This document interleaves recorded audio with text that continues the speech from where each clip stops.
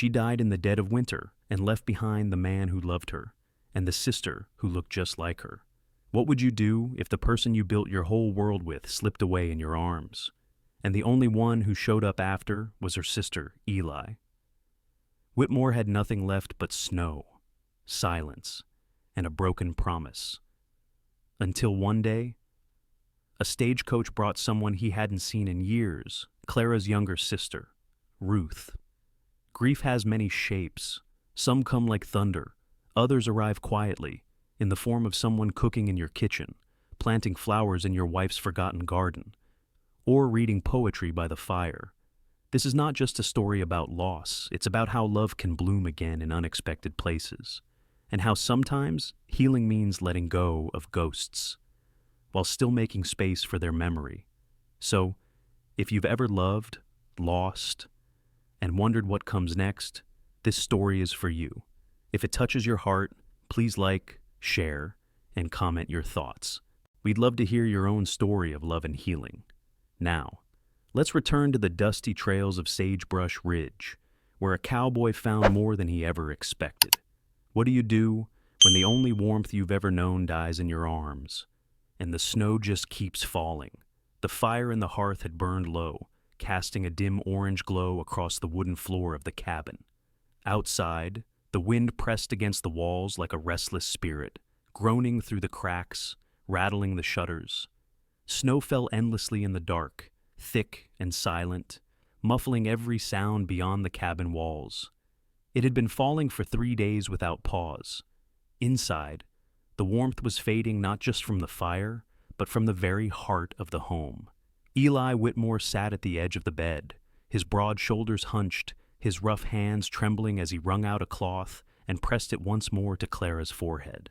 Her skin was burning, and yet her fingers were cold in his. He tucked the quilt tighter around her fragile frame, as if he could somehow seal the heat inside, keep the sickness from taking more than it already had. Clara didn't stir. Her breathing was shallow, broken by occasional fits of coughing that left her lips stained with flecks of crimson. Eli wiped them away with care, then held the damp cloth in his lap like it was something sacred. His eyes, red-rimmed and hollow, never left her face. He'd sent word to town 2 days ago, but the pass was blocked by snow. No one was coming, not the doctor, not the preacher, just him, alone, and his dying wife. He had fought wildfires. He had wrestled loose stallions to the ground. He had chased cattle thieves through midnight canyons. But nothing had ever made him feel so helpless as watching Clara fade beneath a pile of quilts in their bed. She had always been the light in this place. From the moment they had moved into the cabin 5 winters ago, she had filled it with laughter, with singing, with the scent of cornbread and wildflowers. She'd painted the shutters blue, sewn curtains by hand. Even in the hardest months when the creek dried up, when the cattle starved, when the roof leaked, Clara never once complained. She'd simply rolled up her sleeves and kept them both going. And now, the strength was gone from her body. Only her spirit remained, and that too was slipping. Eli leaned closer, brushing a damp lock of her auburn hair from her cheek. "Stay with me," he whispered, his voice thick. "You just have to hold on a little longer. Snow'll let up, Doc will come, you'll be all right." Clara's lips parted slightly. Her voice was a ghost of what it once was. "Eli." He moved closer, his ear near her mouth. "Right to Ruth." He closed his eyes. He didn't want to talk about that, about what came next, about what to do if... "She'll come," Clara rasped. "She always said if I needed her." Eli nodded, not trusting his voice. He reached for her hand and held it between both of his, pressing his lips to her knuckles. "I'll write her," he choked out. "I promise." Her fingers twitched faintly, then stilled. A moment later, her chest rose and didn't fall again. Eli froze. The fire hissed softly. Somewhere in the distance, a shutter slammed against the cabin wall. He waited, counted the seconds, watched her face, willing her to breathe again. She didn't. He laid his head on her chest, listening for the rhythm he had known for years, the gentle drum of her heartbeat beneath flannel and wool. But there was only silence. Outside, the wind howled, high and sharp like a cry from something ancient and grieving. Eli didn't cry, not at first. He simply sat there, his head on her chest, his hand still clutching hers. The clock on the wall ticked, the fire crackled, the cold pressed in. An hour passed, maybe more. The shadows shifted. His knees ached. Still, he didn't move. When at last he stirred, it was only to pull the quilt up over Clara's face. Not because he couldn't bear to see her, but because he couldn't bear to see her like this, still and silent, without the spark that had made her Clara. He stoked the fire with trembling hands, poured the last of the whiskey into a tin cup, but didn't drink it, just held it, watching the flames dance. Then he walked to the small desk by the window. He opened the drawer, pulled out a single sheet of paper and a pen. The ink was thick from the cold, but he didn't care. He wrote, slowly, in blocky, uneven script, Ruth, Clara is gone. His hand hovered above the page. So much more needed to be said, but none of it would come. He stared at the words, then laid the pen down beside them. The snow kept falling. Some say silence is peaceful, but in a cabin once filled with laughter, it only screams. The sky over Sagebrush Ridge was a pale gray the morning they buried Clara. No one else came. The snow had made sure of that. The preacher sent a message from town, offering words of comfort on a folded scrap of paper, but his boots never touched the hillside. Eli dug the grave himself. The ground was hard, frozen in parts, and it took him most of the day. He didn't stop to eat or rest. The shovel hit rock more than once, sending painful shocks through his arms, but he didn't pause. When the time came, he wrapped Clara's body in a wool blanket, the one she used to take on picnics, and laid her to rest beneath the tall pine overlooking the valley. No music, no hymns, just the wind, and the distant creak of bare branches rubbing together. He stood there a long time after covering the grave, his hat in his hand, his breath rising in white clouds. The cabin waited behind him, its door slightly ajar, as if Clara might come out any moment to call him in for supper. She didn't. That night, Eli stepped inside, alone. The heat from the fire had died hours ago. He tossed a few logs in, not bothering to stack them neatly, and lit a match. The flames rose slowly, reluctant in the damp air, casting shadows that clung to the corners like memories. He sat on the wooden bench near the hearth, arms resting on his knees, and looked around. Everything was exactly as Clara had left it. Her knitting sat half-finished on the chair beside the window. Needles mid-stitch, a tin of tea, lid loose, remained on the shelf. Her scarf, blue and soft with wear, still hung on the hook by the door. Even her handwriting clung to the chalkboard above the sink. A list of items they'd run out of molasses, flour, soap. He couldn't bring himself to touch any of it. That first week passed in a blur of motion without meaning. Eli chopped wood though the stack was full. He fed the horses with precise care, even brushing their manes longer than usual, just to stay outside longer. The barn was cold, but not as cold as the cabin. At night, he sat in Clara's rocker hers, not his, and stared into the fire. He held a tin cup, filled it with whiskey, and watched the flames blur until they meant nothing. The silence wasn't quiet. It echoed. It hummed with everything Clara used to say and do. Her laughter, her soft humming while she cooked, the way she'd clear her throat when she wanted him to look up from his whittling. Now, the only sounds were the ticking of the old wall clock and the occasional sigh of wind pressing through the cracks. Time slowed. He didn't speak, not to the horses, not to himself. There was no one left to hear it. Once, he picked up her scarf and pressed it to his face. It still smelled faintly of lavender, her favorite. He held it for a long time before folding it and setting it back, exactly where it had been. The days got longer, though the cold held tight. The snow softened, melted in patches on the roof. A bird sang once, outside his window, and Eli startled at the sound as though nature had forgotten she was supposed to be mourning, 2. It was then he knew he had to write the letter. He waited until after sundown.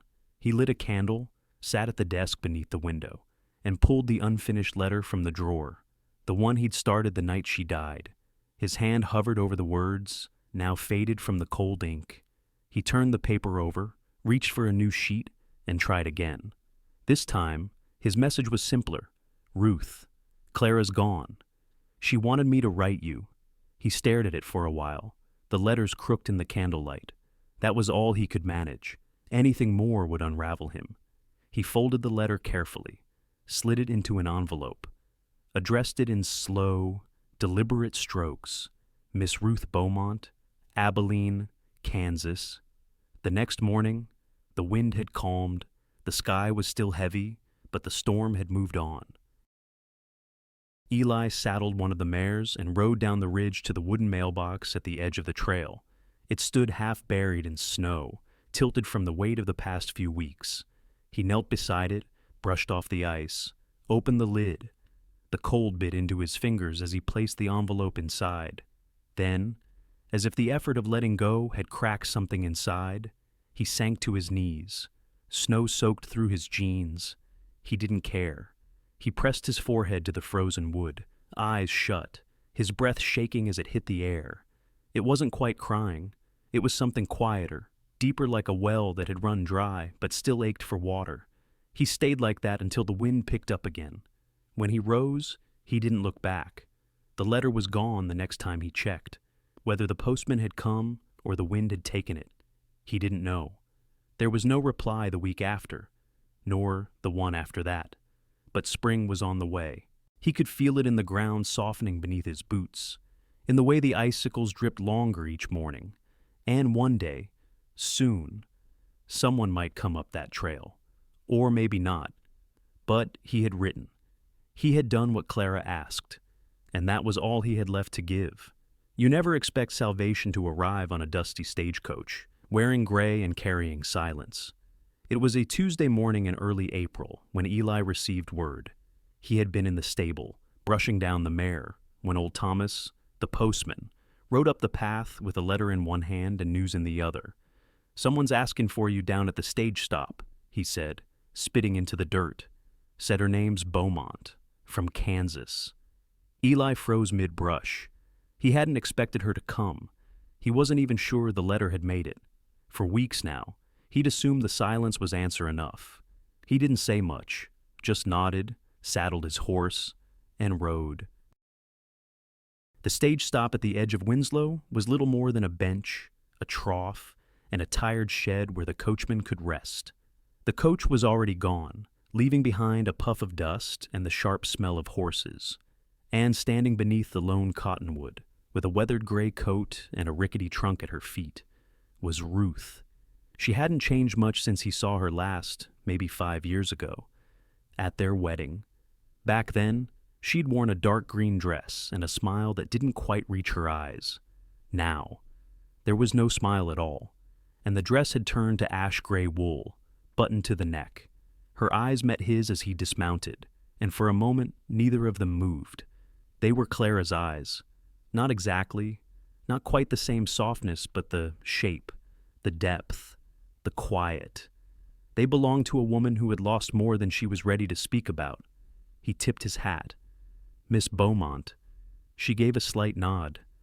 "Mr. Whitmore?" It felt strange, using formal names, but anything else would have broken under the weight of what hung between them. He took the handle of her trunk without asking. It was heavy. The leather scuffed at the corners, a few strands of hair tied around the buckle, probably Clara's once. Ruth walked beside him without a word as he led the horse and her belongings toward the cabin. The ride home was quiet. The only sounds were the creak of saddle leather, the crunch of thawing gravel under hooves, and the wind weaving through the early budding trees. Patches of snow still lingered in the shadows, stubborn and gray, unwilling to let go of winter. Eli stole glances at her now, and then her posture straight, hands gloved, eyes steady on the road ahead. He wondered if she was judging, wondered if she blamed him, wondered if her silence was the polite kind or the dangerous kind. They arrived near sundown. The light touched the cabin in soft gold, casting long shadows from the porch railings. A crow cawed from somewhere up on the ridge. Eli tied the horse, lifted the trunk again, and opened the cabin door without ceremony. Ruth stood at the threshold. She didn't step in right away. Instead, she took in the site wooden floor, worn smooth in the middle, braided rugs faded from years of sun, fireplace dark but still warm. The rocking chair angled just so. Then she inhaled, slow, deep, like someone walking into a church. Without a word, she stepped inside. Eli set the trunk down by the wall. He watched her scan the room. Her gaze landed briefly on the shelf above the stove, where a few jars of dried herbs still stood. Her fingers brushed the side table, pausing on a hand-carved bowl Clara had loved. She looked at it for a long moment, then moved on. He felt like a stranger in his own home. She walked to the window, where the sun was dipping low, casting streaks of orange through the wavy glass. And then, without asking, without announcing it, she reached toward the windowsill and picked up a small square of white fabric, Clara's handkerchief. It had been there for months, untouched, folded with care, slightly yellowing at the edges. Ruth held it delicately, smoothing it between her fingers. She didn't cry. She didn't speak. She just stood there, absorbing the weight of it, the scent perhaps, the memory woven into cotton and lace. Eli cleared his throat softly. The room's still made up. Ain't touched it. Ruth turned, her face unreadable. I figured. She walked to the guest room without another word, closed the door behind her. He stayed in the main room, stoking the fire. The wood popped loudly in the silence, louder than he remembered. Outside, the night settled in, the breeze carrying the faint scent of pine and smoke. Later, when she came out to sit for supper, she ladled stew into her own bowl and ate slowly, head down. They didn't talk much, just clinks of spoons, the occasional crackle from the fire. When the bowls were empty and the silence stretched too long, Ruth set her spoon down, folded her napkin, and looked across the table. "I'll stay 3 months," she said, matter of fact. "To help you get things in order, then I'll go back." Eli met her gaze, uncertain what to feel. Grateful, ashamed, relieved. He simply nodded, and somewhere deep inside, beneath the numbness, beneath the weight, he wondered if anything could be made right in 3 months. Grief leaves no instruction, but sometimes a patch of soil can teach you how to begin again. Spring, when it finally arrived at Sagebrush Ridge, did so without fanfare. There were no blossoms overnight, no riot of color bursting from the earth, just a slow, steady warming, a trickle of meltwater from the eaves, a robin's call echoing across the trees, the hard frost easing beneath boot soles. The silence, once so suffocating, began to shift, still present, but softer. It was Ruth who found the garden first. She'd wandered behind the cabin one afternoon, following the curve of a stone path nearly lost beneath tangled weeds. There, nestled between a crooked fence and the base of a rocky slope, was a patch of earth overtaken by time. What had once been neat rows was now a mess of dead stalks, broken trellises, and brambles. But something lived beneath. She crouched, pressed a hand to the soil, damp, cold, but not frozen. When she came back around front, dirt still clinging to her skirt hem, Eli was oiling the hinges on the barn door. He didn't look up until she spoke. "I'd like to work on the garden," she said. "Clara's garden." He paused mid-turn, the oil can tilted in his hand. For a moment, he said nothing, just looked past her shoulder toward the ridge, toward where Clara now rested under pine needles and stone. Then, he nodded, once, quietly. She started the next morning. No one asked her to. No one helped, not at first. She simply put on her old boots, tied her hair back, and went to work. The sun rose slow and golden, casting a soft glow over the frost-laced grass. Ruth walked the perimeter, assessing what needed to be done.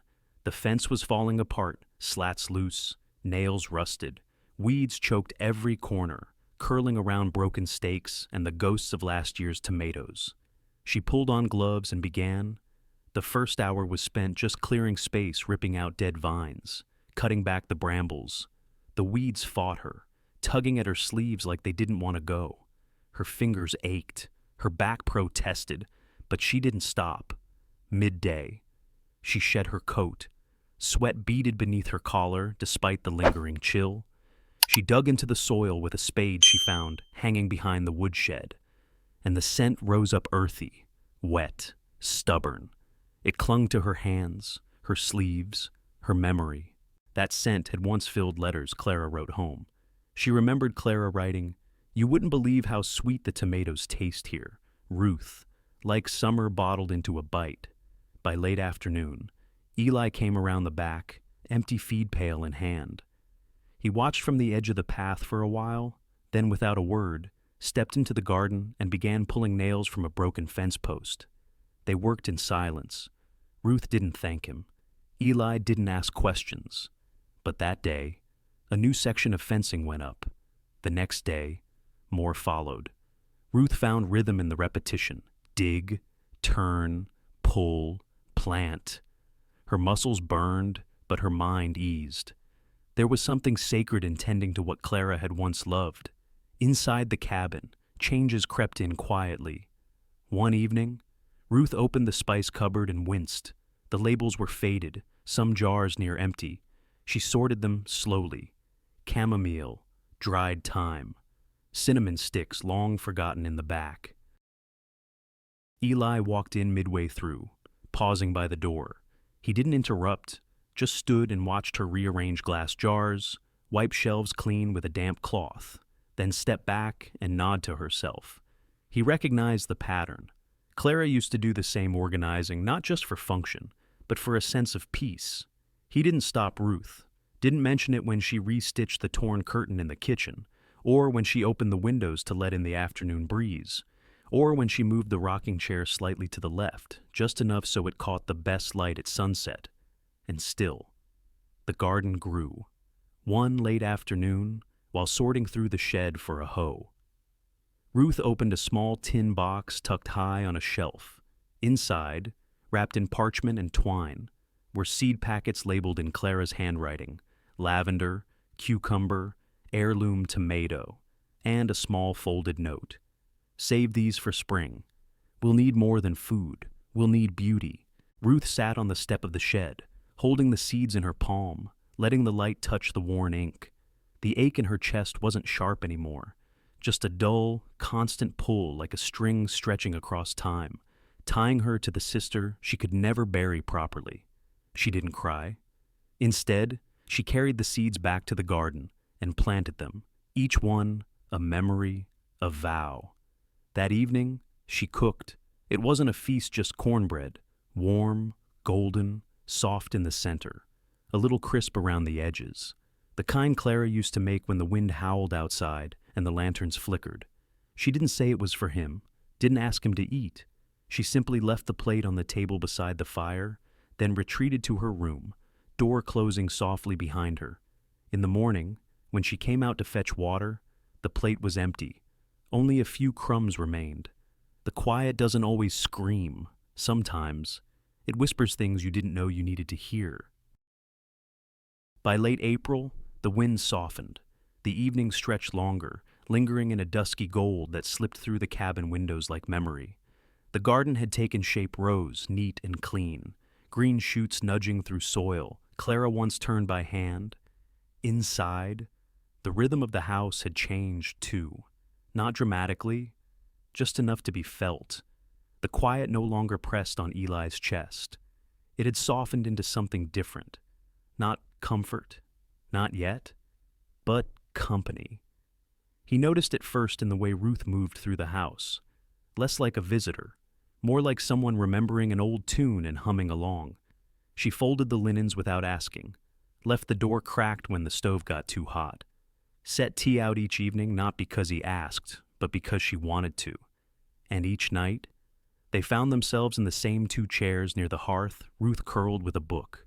Eli bent over a strip of worn leather, stitching a saddle that didn't truly need mending. They didn't always speak, but when they did, it mattered. Clara hated the cold. Ruth said one night, her voice low, the fire casting soft light on her profile, used to put her feet against mine under the covers back home, always like ice. Eli smiled faintly. She did the same here, said I was warmer than any stone hearth. Ruth chuckled, then turned a page in the book. She wrote me once, said you built her a shelf just for her teacups, said it was crooked but made with love. It was crooked, Eli replied, eyes on the leather in his lap. She told me to tear it down. I didn't. She forgave me eventually. Ruth closed the book, holding it on her lap. I didn't know she wanted apple trees. Eli looked up. She mentioned it last spring, said she'd plant them on the ridge if the soil took. Did you get the trees? He nodded, ordered them from a nursery down south. They came in just before. He trailed off. Where are they now? He motioned with his head, crates in the shed, still wrapped. I didn't open them. Ruth's gaze lingered on the fire. We should plant them. When the frost is fully out. The silence returned, but it was different now, gentle, like an old quilt laid over tired shoulders. Later that week, Ruth brought down a book from her trunk. The cover was worn, the pages soft from use, poetry, Clara's favorite. She used to read this out loud to me, Ruth said, opening to a dog-eared page, especially when Papa was away with the horses. It made the house feel less empty. Eli didn't answer. He just watched her. Ruth began to read. Her voice wasn't theatrical or showy, just steady, clear, the kind of voice that let the words do the work. The poem was about spring, about things blooming again after long dormancy, about patience and hope and sorrow not erased, but carried. Eli closed his eyes. When she finished, the only sound was the crackle of the fire. Ruth glanced over and saw it. His eyes were wet. He didn't hide it, didn't wipe the tears away. They traced slow lines down his weather-worn cheeks, catching in the stubble along his jaw. It was the first time Ruth had seen him cry. Maybe the first time he had allowed himself to. She didn't speak, just set the book down gently and poured a second cup of tea. When she handed it to him, her fingers brushed his. It wasn't intentional, but neither of them pulled away. The touch lingered brief, soft, electric in its quietness, like a string drawn taut between two trees, humming from a single pluck.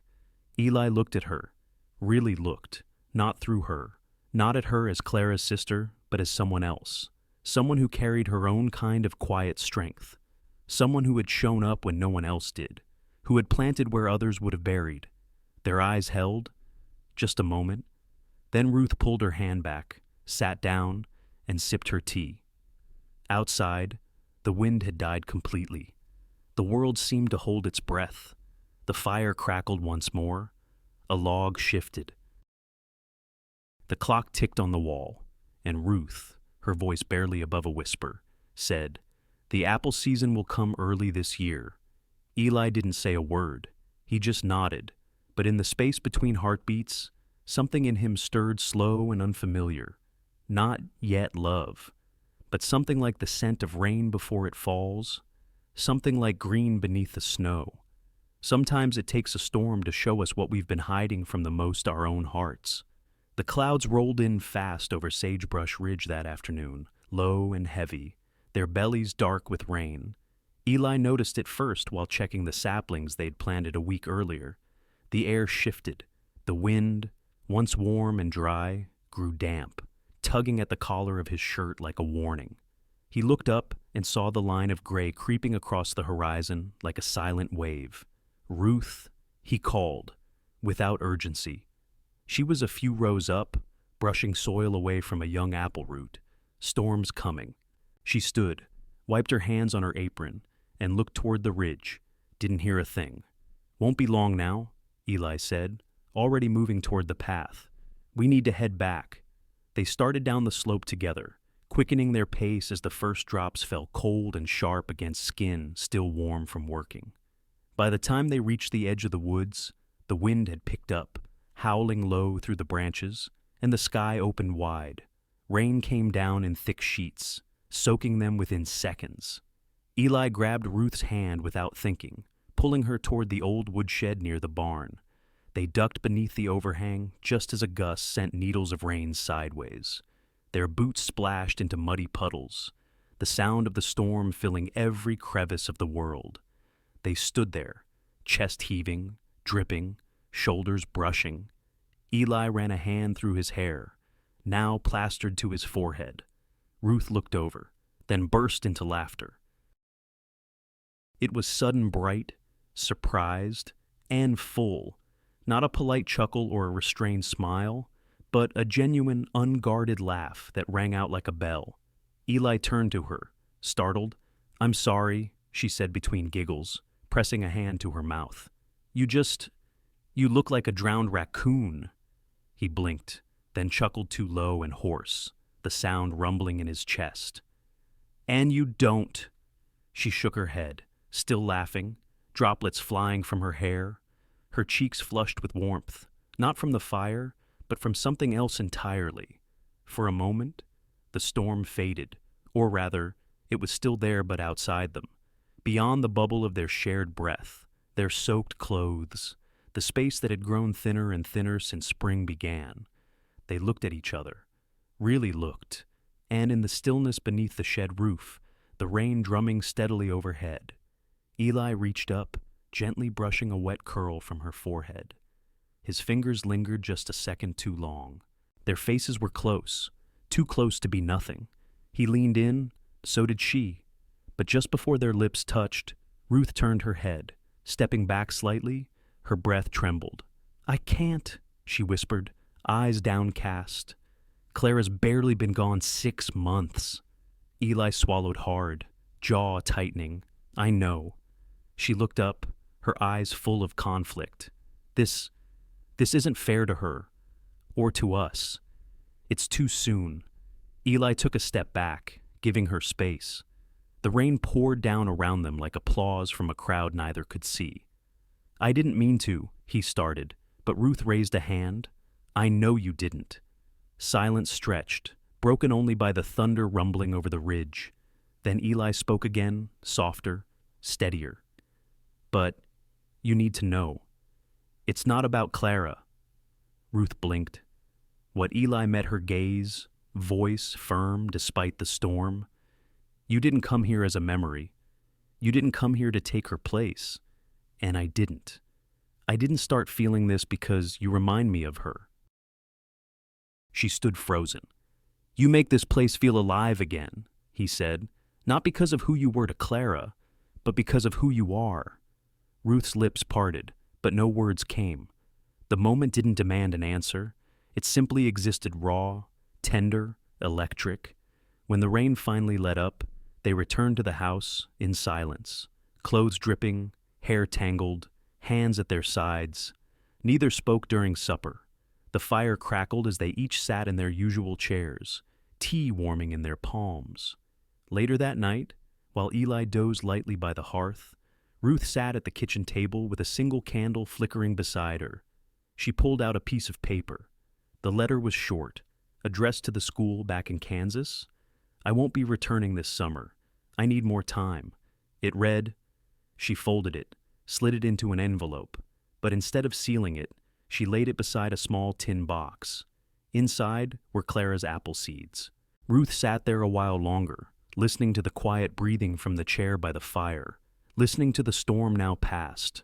Outside the window, the moon broke through clouds, casting silver light over the damp earth.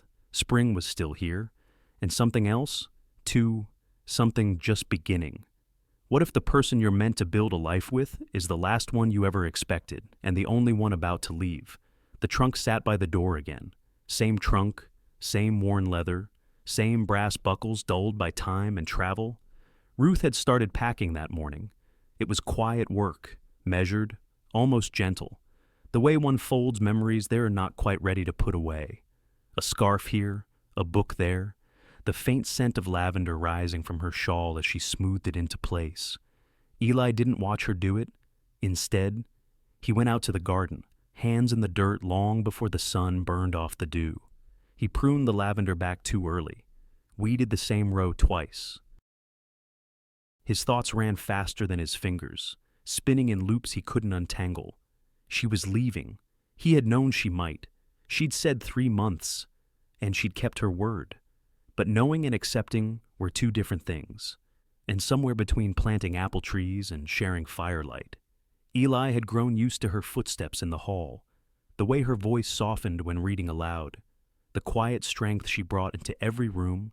He had fallen in love, slowly, completely. And now, she was going. He heard the back door creak open just after sundown. Supper was over, dishes washed, the fire burned low. Ruth stood in the doorway for a moment, as if to say something, but then retreated to her room. Eli stayed seated by the hearth, elbows on his knees, staring into the embers. His hands were still dirty. He hadn't bothered to wash them. The cabin settled into its nighttime hush. The only sounds were the wind outside, the creak of wood as it cooled, and the occasional shift of the horse and the barn hooves shuffling against hay. A long exhale through flared nostrils. Eli stood. He didn't think, he just moved. Crossed the floor in a few slow strides and stopped before Ruth's door. He knocked once, softly. There was a pause before she answered, voice low. Yes. He opened the door. She was sitting on the edge of the bed, hair loose around her shoulders, hands resting in her lap. The lamp beside her cast a golden glow that made her look softer, sadder somehow. He stepped in, closed the door behind him. I don't want you to go, he said, voice almost a whisper. She looked down. I know, she murmured. I don't want to leave either, but I don't know what staying would mean. Eli's breath hitched. He moved closer. It means a future, he said, voice firm but tender. With me. Not because of Clara, not because of the garden or the grief or the habit, but because I love you. Ruth's eyes flickered to his. You love me, she repeated, as if tasting the words. I do, he said simply. He knelt before her, hands resting lightly on her knees. Marry me, Ruth, stay here. Make this your home, not as a ghost's sister, but as the woman I wake up for. Tears welled in her eyes, but she didn't look away. Her voice broke as she whispered, I need to see her one more time, alone. Before I can answer, Eli nodded, his heart tight, unsure if that meant yes or no or something in between. I'll wait, he said. That night, Ruth did not sleep. Near midnight, she lit a candle and dressed in her simplest dress. She wrapped Clara's shawl around her shoulders, the lavender scent now faint but still there. In one hand, she carried a bundle of dried lavender from the garden. In the other, Clara's handkerchief creased, fragile but whole. She walked through the meadow under a sky stitched with stars.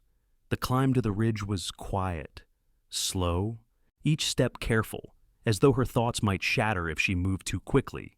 At the top, the pine tree stood as it always had, tall, watchful, solemn. She knelt before the stone. For a long time, she didn't speak, just pressed her palm to the cold earth, the fabric of Clara's scarf brushing against her cheek. Then she began to talk, about the garden, the laughter, the days she spent wishing Clara would write more often, and the guilt she carried for not coming sooner. She talked about Eli, about the warmth returning to the cabin, not sudden, but steady, about the way he looked at her, not as a replacement, not as a shadow, but as someone whole, someone real. And she cried not from sorrow, but from release. When she rose, she left the lavender at the foot of the grave, folded the handkerchief neatly and placed it beside it, anchored with a smooth river stone. Then she stood, turned, and walked down the hill. Eli sat by the fire, still dressed, still waiting. He hadn't slept. The cabin felt too big without her in it. He watched the door, listened to the clock tick, then, just as dawn began to stretch pale fingers across the sky, he saw her through the window, her silhouette soft in the mist, walking slowly down the path, toward home. It wasn't the yes of fairy tales, but it was the kind of yes that grows roots, strong and true.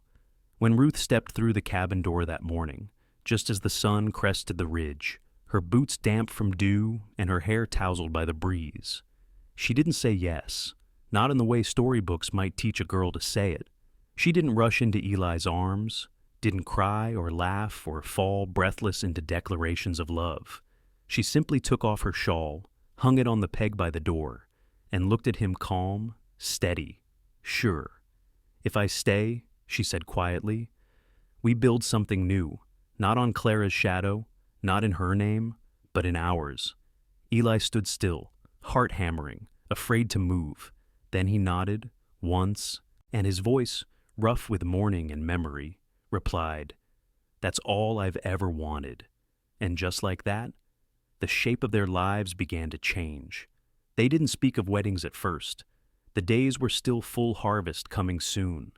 Jars to sterilize, beans to dry, the apple trees needing their trunks wrapped for early frost.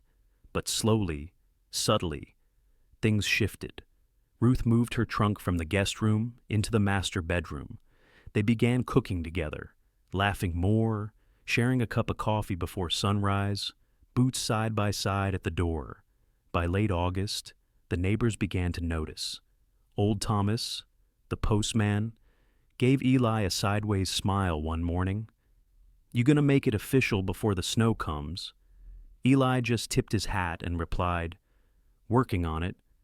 They chose a day in September, quiet, golden, when the last of the tomatoes had been canned and the garden lay resting beneath straw. There were no invitations. Just word passed along the road, through the general store, and down to the church in Winslow. The ceremony would be small, no fuss, under the pine tree, the same one that stood watch over Clara. Ruth chose a dress of soft blue, not white. It wasn't about innocence or beginnings, but steadiness. Her hair was plaited simply down her back, a few loose strands escaping in the breeze. She carried no bouquet, only a sprig of lavender tucked behind one ear. Eli wore a clean shirt and his best boots. His hands trembled when he fastened the cuffs. That morning, he reached into the bottom drawer of his desk, the one he rarely opened. Inside was a small cloth pouch. He hadn't looked at it in years. Within it was a gold coin, old and worn, saved from the first season he worked the railroad back before he'd ever met Clara. He had meant to use it for something important, but life happened, and then loss. Now, it had found its purpose. He brought it to the blacksmith in Winslow the week before and asked for a ring plain, no frills, just honest metal with meaning behind it. When Ruth saw it, placed gently into her palm as Eli whispered his vow, she smiled, not the polite kind, but one that reached every line of her face. "This was Clara's coin?" she asked softly, almost unsure. He nodded. "It was mine first, then Clara's dream, and now yours, ours." The ceremony lasted all of 15 minutes. The preacher stood beneath the pine, holding a weathered Bible. A handful of neighbors came, old Thomas, the widow, June from down the creek, a young couple who'd helped with the apple trees. They brought fresh bread, jars of jam, and warm smiles. The breeze was gentle, the sun, golden and low, and overhead, a single hawk circled high against the blue, as if keeping watch. When it was done, and the simple words said, Eli and Ruth stood hand in hand, facing the ridge where Clara lay. Not in mourning, not in guilt, but in quiet remembrance. The lavender Ruth had placed weeks ago had dried, but still held its scent. "She's not gone from this," Ruth said, almost to herself. "She's part of it." Eli squeezed her hand. "She always will be." The neighbors clapped lightly. Someone uncorked a bottle of cider.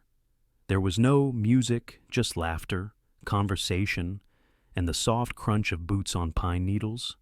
As the sun dipped behind the mountains, Eli and Ruth walked back toward the cabin, arms brushing, the road golden before them. Later that night, with the fire low and the scent of applewood curling through the air, Ruth sat by the window and watched the first few leaves drip from the trees. Eli brought her tea. They didn't speak much. They didn't need to. Their lives had begun again, not with fireworks or a choir of angels, but with a small, rooted yes that would grow stronger with each passing season. Outside, the first wind of winter whispered against the window panes. It would be a cold one, but this time, neither of them would face it alone. A child born of two women's love, one gone, one here, both etched in her name. The snow had barely begun to melt when the cries filled the cabin. Not the shrill wind against the shutters, not the familiar groan of old timbers settling into spring, but something new, something small, fragile, alive, a child's first breath. Ruth lay on the bed, soaked in sweat and wrapped in linen, her hair clinging to her forehead. Her face was pale, but her eyes shone glassy with exhaustion, bright with awe. The midwife, a wiry woman from Winslow with firm hands and a soft voice, smiled as she placed the newborn girl into Ruth's arms. "She's strong," the woman said, "lungs like a coyote's." Ruth laughed weak, breathless but true. Eli stood nearby, frozen in place. His boots tracked mud from the barn, shirt half-buttoned, face flushed not from heat, but from sheer disbelief. He had spent the labor outside, chopping firewood he didn't need, counting stars he couldn't see. He wasn't built for the pain of waiting, but when the cries came, he dropped everything and ran. And now, there she was, so small, wrapped in a faded quilt Ruth had sewn weeks earlier, her tiny fists curled like seeds waiting to bloom, her skin pink and wrinkled, her lips forming a perfect little O as she rooted against her mother's chest. "Come here," Ruth whispered. Eli stepped forward slowly, as if afraid to scare the moment away. He knelt beside the bed, his hand reaching out before he even realized it. She placed the baby into his arms. The weight was nothing, and everything. She blinked up at him, eyes the pale blue of spring rain. Her hair was a wisp of gold soft, curling slightly at the temples, her nose small, her chin stubborn. But the smile, if it could be called that, when her lips curved slightly in sleep, was unmistakable. It was Clara's. He felt the tears before he could stop them. "Ellie," he whispered, voice thick. "Clara." Ruth looked at him, her face glowing not from the candlelight, but from something deeper. "She carries both our hearts," she said softly, "and hers." Eli held the child closer, pressing his lips gently to her brow. "Ellie Clara Whitmore," he said again, firmer this time. "Welcome home." 3 days later, they climbed the ridge. Ruth was still sore, but she insisted wrapped in Eli's coat, her daughter bundled tightly to her chest. The path was familiar now, softened by time and memory. The pine tree still stood, solemn and eternal, watching over the resting place below. They brought fresh lavender, tied with a ribbon the color of Ruth's wedding dress. At the grave, Ruth knelt slowly, laying the bundle of flowers at the foot of the stone. "She's here," she whispered. "And she carries your name." The wind stirred the leaves. The silence wasn't empty. It was reverent. Eli stood behind them, his hand resting on Ruth's shoulder. "We built this because of you," he said quietly. "And because of her." Ruth looked up at the stone, her voice barely audible. "You gave me this family, Clara. You gave her a place to grow." She pressed her cheek to Ellie's, the warmth of new life grounding her.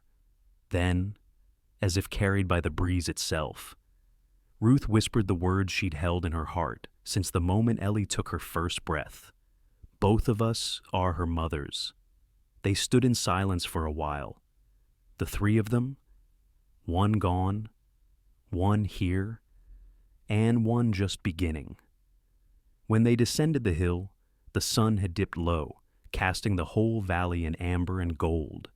Shadows stretched long across the earth, and the air held the soft promise of spring. Back at the cabin, the fire crackled warm and steady. Eli rocked Ellie gently in the old chair Clara once favored.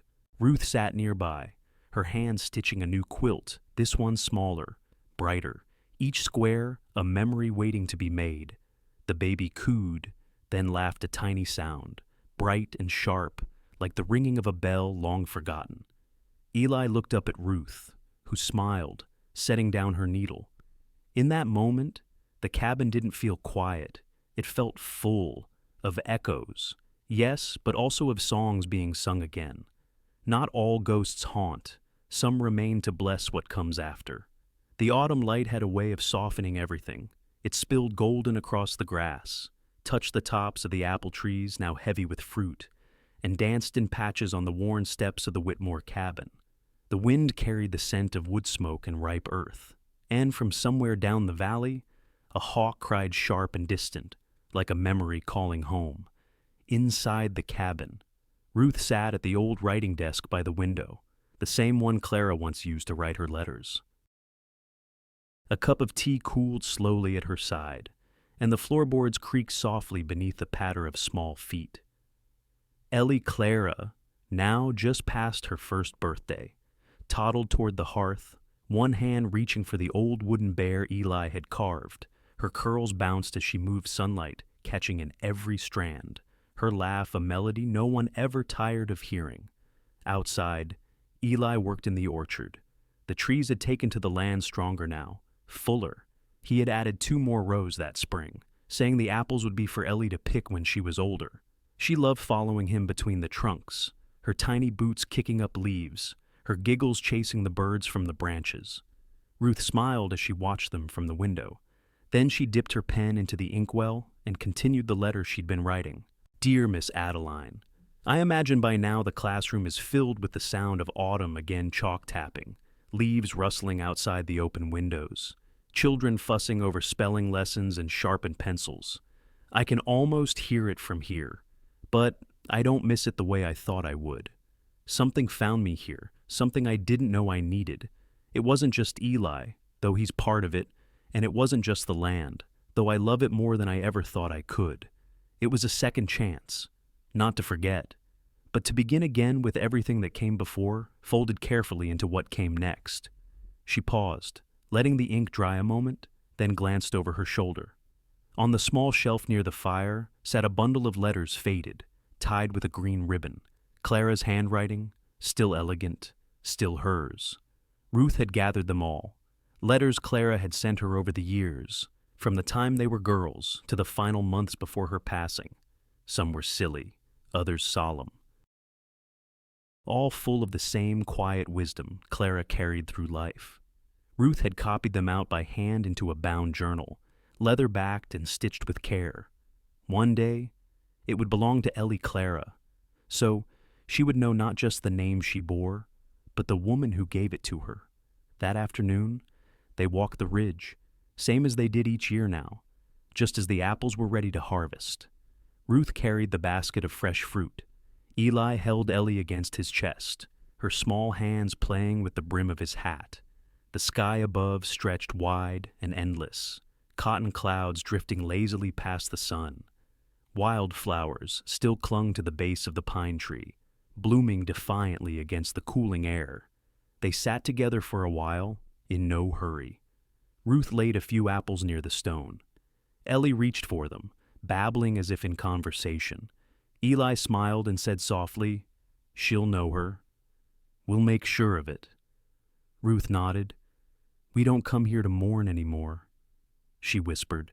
"We come to say thank you." They stayed until the sun dipped lower, the shadows lengthening.